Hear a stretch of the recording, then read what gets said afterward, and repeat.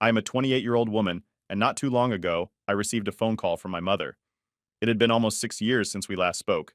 She called to tell me that she needed my help because my sister and her husband were going through a very hard time. To give you a bit more information, the man my sister is married to now was once going to marry me. My sister is 26 years old, and for this story, I'll call her Emily. Emily became romantically involved with my fiancé, Jake, who is 28 years old, on the very day we were supposed to celebrate our engagement. Jake and I met in college, and after nearly 5 years of being a couple, he asked me to marry him. He planned a surprise party for us on the night we got engaged. I remember feeling incredibly happy, like I was the luckiest person in the world. However, that feeling changed around 10 p.m. when I went outside to the backyard, hoping to get a better signal on my phone to call my sister. That's when I saw Emily and Jake together, kissing each other very intensely. At first, they didn't even notice me standing there, completely shocked. Seeing them like that was unbelievable to me. We had been together for almost 5 years, and this was happening on our engagement night. When they finally saw me, they stopped kissing immediately. But it was already too late. I ran away, got into my car, and drove to the nearest hotel as quickly as I could. I was so shocked by what I had seen that I was having trouble breathing properly. I was trying to convince myself that it wasn't real. While I was in the hotel, trying to come to terms with what happened, Emily sent me a text message. She said she was sorry, but admitted she was in love with Jake. She also mentioned that this had been going on for a long time. That message broke my heart all over again. Shortly after Emily's message, Jake sent me a text. He said something similar, explaining that he proposed to me because he thought if he committed to me, he could stop thinking about Emily. But that plan didn't work. Instead, his feelings for Emily grew stronger. He tried to explain that their actions weren't about hurting me. They believed they were meant to be together. I felt like I was just filling a space, a step for Jake to get closer to Emily. I spent a few days in a hotel, trying to get my thoughts and emotions in order. I was so upset and confused, almost convincing myself that everything that had happened was just a mean joke played by life itself. After about 4 days, I knew I had to go back home to gather my belongings and return to work, or I risked losing my job. Upon my return home, I was surprised to find that my family had been living with Jake, all of them waiting for me to come back. This might have been heartwarming under different circumstances, but not with the way things had turned out. Everyone had been trying to reach out to me, sending endless text messages that I never answered. So when I walked through the door, it was quite a scene. Everyone rushed to hug me and express how happy they were to see me. Emily, too, approached me with tears in her eyes and gave me a big hug. I was so overwhelmed by everything that I couldn't even respond. I just stood there quietly while everyone was fussing around me. After things settled down a bit, I gathered my courage and announced that I was only there to pick up my things and leave for good. Jake had been quiet up until then, but at my announcement, he spoke up to say he was moving out to live with Emily since everything was out in the open now. My family seemed oddly happy, smiling widely despite the situation not being a happy one for me. Emily stood close to Jake, giving me a sad look, but still smiling. I couldn't understand their reactions, and finally asked my family why they were smiling. I pointed out how Emily had ended my engagement and taken my boyfriend of nearly 5 years away from me. There was nothing funny or sweet about that. My mother then spoke, telling me that although we couldn't change what had happened in the past, we had to accept what comes next. She was suggesting that moving forward and embracing the future was the only way to deal with the situation. My family made it clear that they saw a future where Emily and Jake were together, despite how their relationship started. They admitted that the way Emily and Jake got together was wrong because it involved cheating, and they were sorry for that. However, they believed that it was for the best and wanted me to accept this new reality. Emily apologized to me for taking Jake away, explaining she couldn't control her feelings for him. She wished she had been able to tell me in a different way, rather than me finding out by seeing them together. Emily and Jake told me they were deeply in love and wanted to be together for the rest of their lives. Then, they kissed in front of me, which was too much for me to handle. My mother even cried, which made me very upset. I told them that their actions were wrong and not something to celebrate. To my surprise, my family didn't support my reaction. They thought I was acting selfishly and not being happy for Emily. They criticized me for making the situation all about me, which shocked me. I couldn't believe they were taking their side and accusing me of overreacting.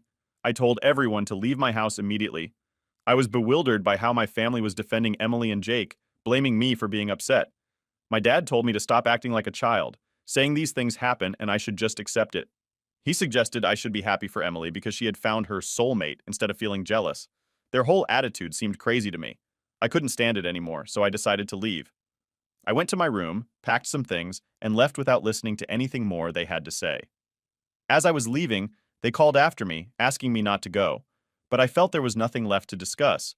It was clear they cared more about Emily's happiness than about me or the difference between right and wrong. They were so focused on justifying Emily's actions that they ignored my feelings completely. After everything that had happened, I stopped talking to my family. Despite their many attempts to reach out to me, I chose not to respond. I felt that I didn't have to talk to them after how they had behaved. A little while after the incident, an invitation arrived for me to attend the wedding of Emily and Jake. I chose not to go to their wedding. Furthermore, the friends Jake and I once shared, as well as some of my family members who knew the full story of what had happened, also chose to stand by me. They declined the wedding invitation in support of me and stopped talking to my family because they didn't agree with how my family treated me following the engagement party incident. 5 years have passed since then. During this time, I have essentially removed my family from my life. They have occasionally tried to reconnect with me by sending birthday wishes or messages during the new year, but I have consistently ignored these attempts. I haven't gone as far as blocking them on social media, but I did remove them from my list of friends and followers. My social media profile is set to public, allowing them to see my posts. I did this deliberately because I wanted them to see how well I was doing without their presence in my life. I hoped that by seeing my happiness and success, they might feel a sense of regret or jealousy. This might seem a bit spiteful on my part, but it felt like a small form of retribution for the pain they caused me. I hadn't paid much attention to what was happening in their lives until about 4 days ago. That's when I received an unexpected phone call from a number I didn't recognize. When I answered, I was surprised to hear my mother's voice on the other end. I initially wanted to hang up the moment I realized it was her, but she sounded so anxious and desperate that I found myself pausing. She pleaded for just a few minutes of my time to talk. Despite everything, her distress touched a part of me, and I couldn't bring myself to deny her request outright. So I agreed to listen to what she had to say, if only for a brief conversation. During our call, my mother shared that Emily and Jake had decided to start a business together a few years back. Unfortunately, their business venture was struggling significantly. They weren't making any profit, and as a result, their investors had decided to withdraw their support. In a desperate attempt to keep their business afloat, Emily and Jake borrowed more money. However, this additional funding did not solve their problems. Now, they found themselves deeply in debt, facing serious financial difficulties, and being pursued by the people they owed money to. The situation had become quite dire for Emily and Jake. They were facing pressure from every direction: their employees, the investors who had backed their business, and the individuals they had borrowed money from. My mother reached out to me because she was aware that I was living a comfortable, luxurious life and had the financial means to potentially help them. She was asking for a significant amount of help. Specifically, she needed me to loan them nearly $75,000 to help settle their debts. I was puzzled why Emily hadn't approached me directly if they were in such dire need. My mother explained that Emily and Jake were both aware of the tension and past issues between us. They had explicitly told her not to contact me for help, remembering the fallout from 5 years ago. Emily, in particular, did not want me to know about their situation and was reluctant to accept any help from me. However, my mother felt she had no other option. She didn't know anyone else who could provide the financial assistance they needed on such short notice. By this point, Emily and Jake were struggling significantly, even to the extent of having difficulty affording basic necessities like food. Both my parents and Jake's family were doing their best to support them, but their resources were limited. Given that most of our family members, including Jake's parents, were retired, they couldn't afford to deplete their savings entirely to bail out Emily and Jake. Their financial support could only go so far without jeopardizing their own financial security. Faced with no other alternatives, my mother reached out to me, hoping I could be the solution to their financial crisis. However, the thought of helping them didn't sit well with me. After everything that had happened, after the betrayal and the way they had treated me, I felt no obligation to extend any help. Emily's decision to avoid asking me directly for help was the right one, as far as I was concerned. They had lost any right to ask anything of me the moment they chose to betray me. When I told my mother that I wouldn't be able to help them, she reacted with disappointment, calling me cruel and urging me to reconsider for the sake of family unity. I reminded her of the lack of consideration Emily, Jake, and the rest of my family had shown me during their affair and in the aftermath. My family had chosen to support Emily and Jake without a second thought for my feelings. Therefore, I felt no obligation to think of them now in their time of need. Achieving the success I have today wasn't easy. It took a lot of hard work and dedication. So the idea of giving away $75,000 to two people who betrayed me didn't seem right. When I expressed my refusal, my mother became very emotional over the phone. She cried, telling me she never imagined I would become someone she viewed as selfish. She warned me that my sister and her husband were facing serious trouble, and that if I didn't help, the consequences would be severe. Despite her emotional plea, I remained firm in my decision and ended the call. Following that conversation, my mother began sending me messages almost every hour, trying to persuade me to change my mind. She insisted that seeking revenge at this time was petty and that the situation Emily was in demanded immediate help. She feared that if I didn't assist, I would come to regret it later.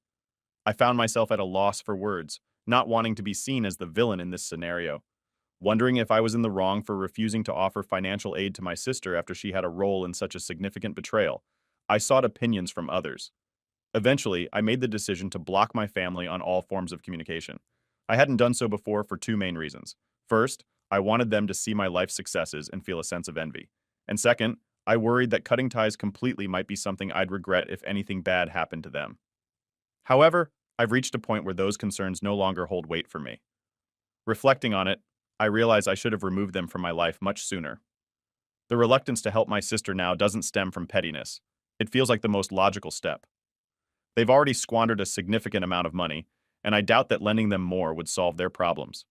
It's unlikely they'd be able to repay a sum as large as $75,000. While I'm financially stable, that doesn't mean I can afford to give away such a large amount without expecting it back.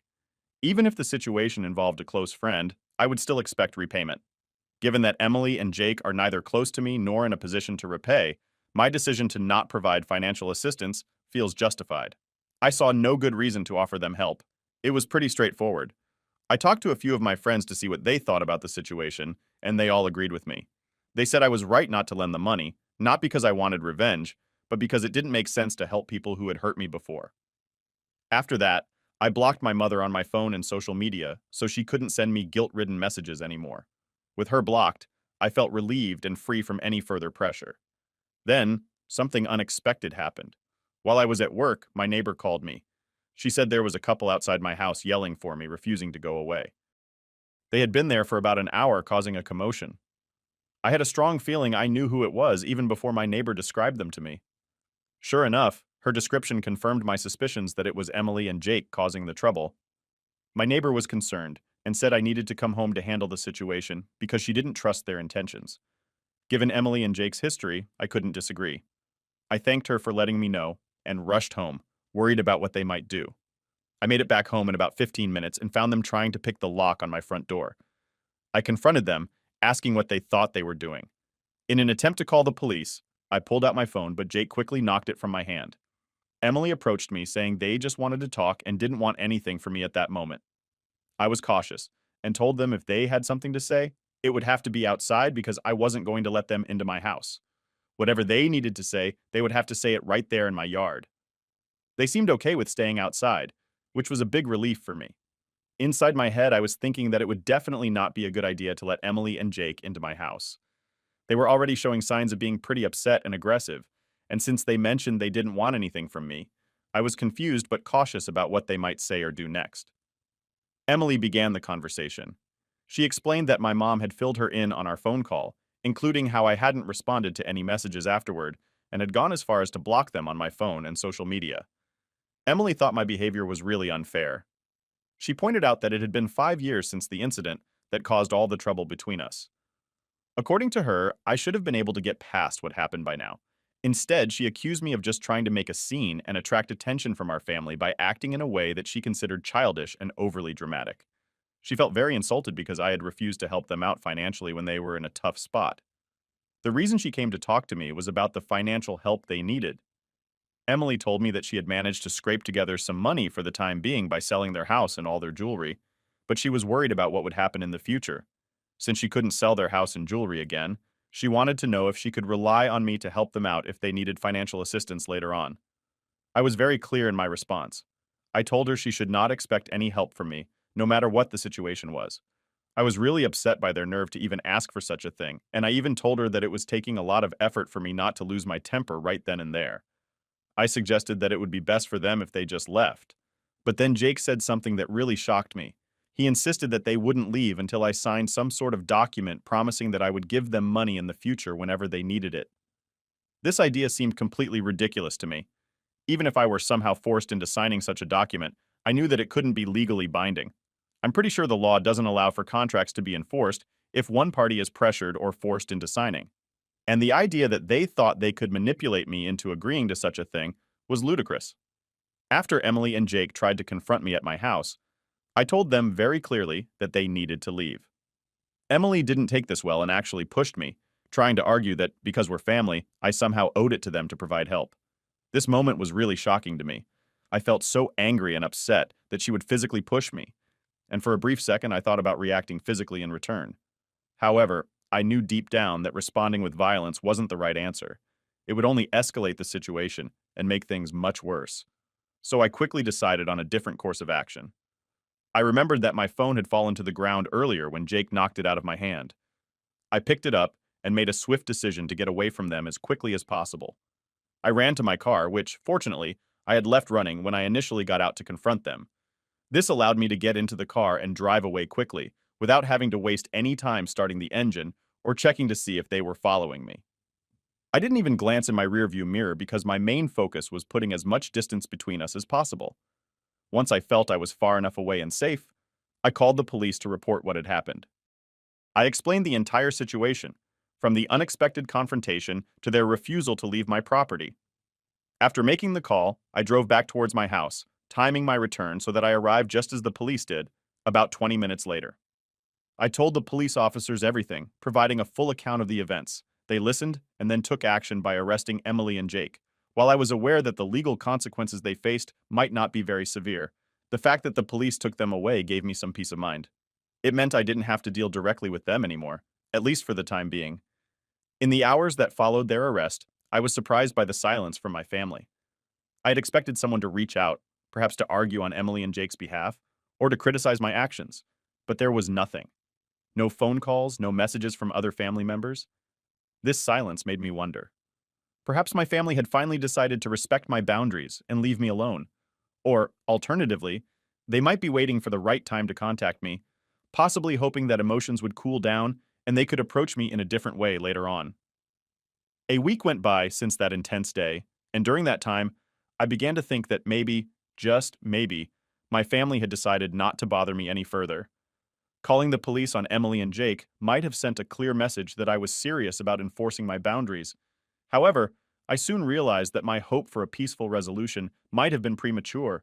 After everything that had happened, I thought I had finally put some distance between myself and my family's attempts to reach out. But life had another twist waiting for me. This time, it wasn't Emily or Jake trying to get in touch. It was my parents. They came to my house yesterday, wanting to have a conversation with me. Seeing them at my doorstep was unexpected.